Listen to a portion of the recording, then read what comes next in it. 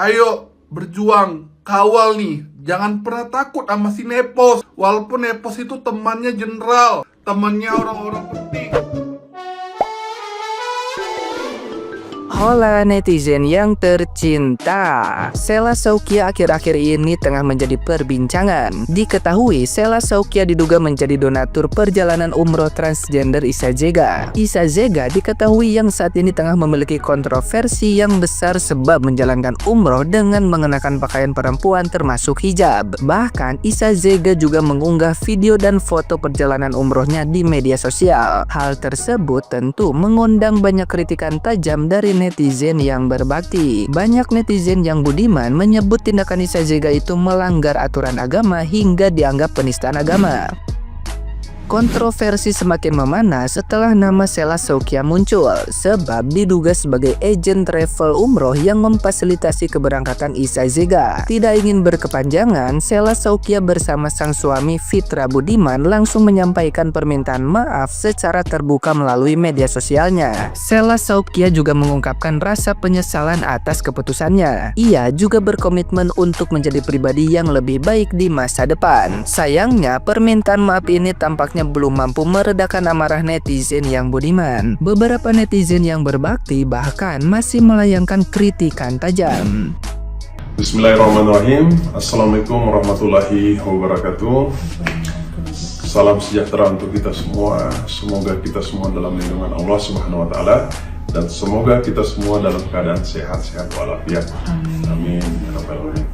Saya Fitra Budiman beserta istri Sheila Shaukia dan seluruh keluarga besar kami, kepada Allah kami memohon ampun, dan dengan niat yang tulus kami memohon maaf yang sebesar-besarnya kepada seluruh masyarakat Indonesia atas kegaduhan yang telah terjadi belakangan ini. Kami berdua menyadari bahwa mungkin selama ini sikap perilaku kami telah banyak menyakiti banyak pihak.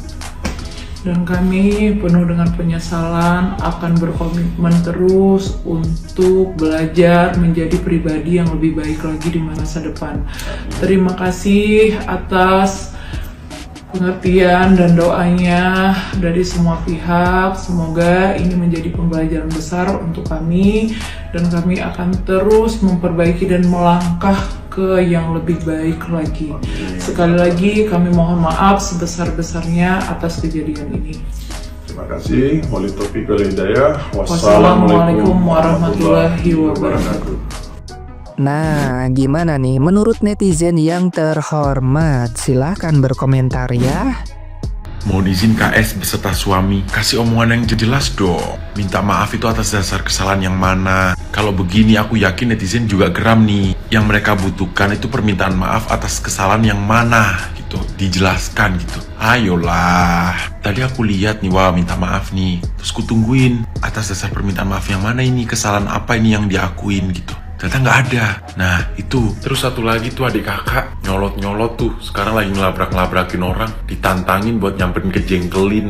Curiga pas dijengkelin nanti disuruh pesen pedak ikan asin sama peti rebus. Adiknya nggak minta maaf juga. Gengsi sayang. Heboh nelponin orang. Tenang, netizen pasti ngelawan. Percaya deh, dia nggak ada takut dengan kamu telepon-telepon itu. Seriusan. Menurut gue, kalau Indonesia ada ajang Miss Persahabatan, dia pasti menang. Langsung menang. Nggak perlu dites-tes lagi, dia langsung menang. Karena apa? Gue rasa dia punya visi misi yang jos, yang nyata kerjanya, yang real sesuai dengan kehidupannya. Sumpah, mau tahu nggak? Kalau ada juri tanya, apa visi misi Anda ikut ajang Miss Persahabatan ini? Pasti dia akan jawab, 1. Saya bisa mensejahterakan kehidupan yang namanya Sahrul. 2. Saya bisa mengecewakan persahabatan saya dengan Dr. Oki dan Kak Niki. Dan yang ketiga, saya bisa berdiri tegak di 2 kaki yang berbeda. Beneran, kalau Indonesia ada ajang Miss Persahabatan 2024, dia ikut pasti langsung menang. Nggak perlu dites-tes ulang, dia langsung menjadi winner, pemenang. Beneran.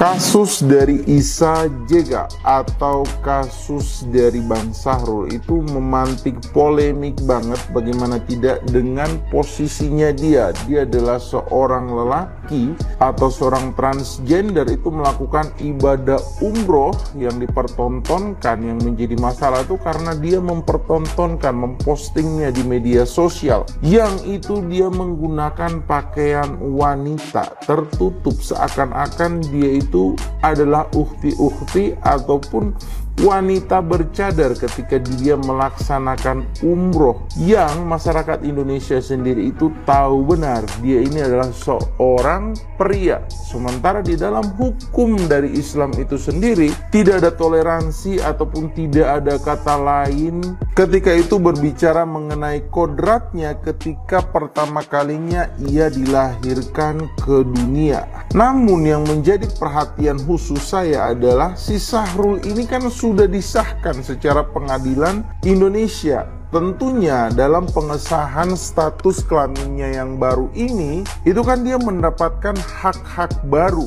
Nah, pertanyaan besarnya itu kira-kira bagaimanakah tindakan ataupun langkah yang akan dilakukan oleh negara untuk mencapai suatu kata keadilan untuk si Sahrul ini. Karena si Sahrul ini secara agama Islam itu sudah mencoreng, sudah menistakan agamanya. Namun secara kewarganegaraan dia ini sudah disahkan dengan pengadilan. Nah, inilah yang akan menjadi polemik yang nantinya ketika si Sahrul ini dibawa ke jalur hukum. Bagaimana menurut pendapat kalian, teman-teman?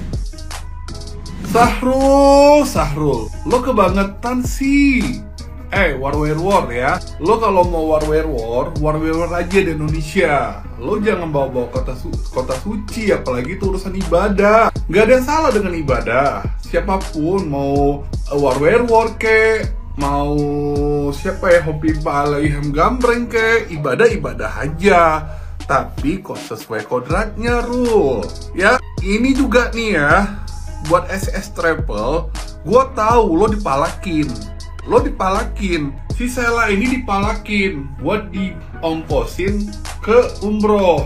Sela nggak enak hati karena Sela ini nggak mau ribut sama si Sahrul, karena kalau nggak nih aib nih. Sela kan bagaimanapun pembisnis ya, pasti punya lah aib yang dipegang kartunya sama si Sahrul. Nah, terus si Sahrul juga minta tolong nih travelnya si Sela ini buat nerbitin izin visanya. Sebenarnya nggak ada masalah kalau dia terbit izin visa terus dia umroh, tapi mbok ya kodratnya laki-laki dong gitu. Jangan kodratnya perempuan. Memang KTP lo KTP laki-laki, karena memang sistem pengadilan kita ini mau mempermudah orang tebas ya, jadi laki-laki jadi cewek, KTP langsung jadi cewek. Itulah Indonesia. Tapi ya whatever lah dengan hukum di Indonesia, karena Indonesia ini kan bukan hukum Islam ya, tidak menerapkan 100% syariat Islam. Tapi mbok ya, namanya kota suci, agama nggak boleh dipermainkan ya.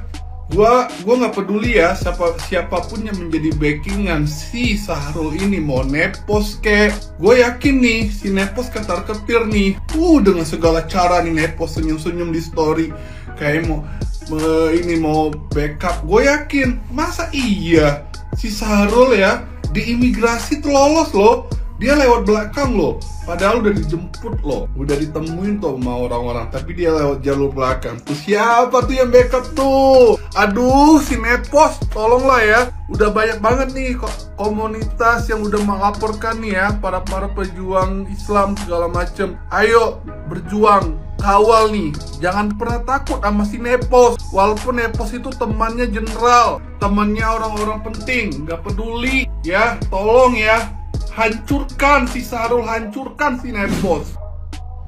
Ini baru-baru ini lagi viral banget nih sama nih orang nih. Bisa-bisanya dia berangkat umroh dengan memakai pakaian seorang wanita, terus berbaris di saf para wanita gitu. Dan bisa-bisanya juga dia bisa lolos untuk masuk ke dalam Mekah itu, guys. Karena apa? Karena dia udah punya kayak, anggaplah diakui sama negara kalau dia itu kayak punya apa sih? kayak sama kayak kalau Cinta Luna itu di mata negara dia perempuan gitu kan. Mungkin orang-orang di Arab Saudi, di luar negeri sana juga nggak tahu kalau dia itu seorang transgender, dan bisa-bisanya dia lolos. Dan juga kita juga pernah lihat berita viralnya kalau ada transgender juga yang cantik banget itu Kak Jess, dan dia itu memakai sesuai kodratnya dia pada saat dia umroh gitu. Nah itu yang bagus, seharusnya dia seperti itu gitu kan. Dan juga ada juga yang terkenal banget di Indonesia, bahkan di seluruh luar negeri, kalau Cinta Luna. Gue belum pernah denger sekalipun denger bahwa dia tuh umroh ya. Kita nggak tahu dia udah umroh, dia umroh sesuai kodratnya, kita juga nggak tahu gitu kan. Tapi ini dia tuh terang-terangan banget untuk memperlihatkan kalau dia tuh lagi umroh dan sedang di Mekah gitu, berdiri di mana, di antara para wanita yang ada di sana gitu kan. Kayak gila nih orang. Terus viral banget sekarang, lagi naik-naiknya banget bahwa ada orang yang ngebantuin dia untuk bisa lolos dan difasilitasi sekaligus di sana. Kalian pasti tahu orang itu siapa, dan sekarang kan Nikita Mirzani juga merasa kecewa dengan orang itu gitu kan. Kok bisa gitu? Masa dia nggak tahu kalau ini orang transgender? Masa dia nggak tahu hukum di agama tuh apa? Mau lu berubah wujud kayak gimana pun, kalau lu tetap laki-laki, ya lu bakalan tetap laki-laki. Keluar dari bayi, lu tetap laki-laki coy. Ada banyak banget orang yang pengen umroh, tapi kenapa yo? Ada banyak banget orang yang pengen umroh, tapi ya harus dengan cara yang baik dong. Masa kayak gini? Dia kayak mencemarkan nama baik banget gitu loh. Apalagi sampai pihak dari Mekah atau Madinahnya sana tahu kalau dia itu seorang transgender. Indonesia bakalan dibikin malu sama dia. Kenapa ya?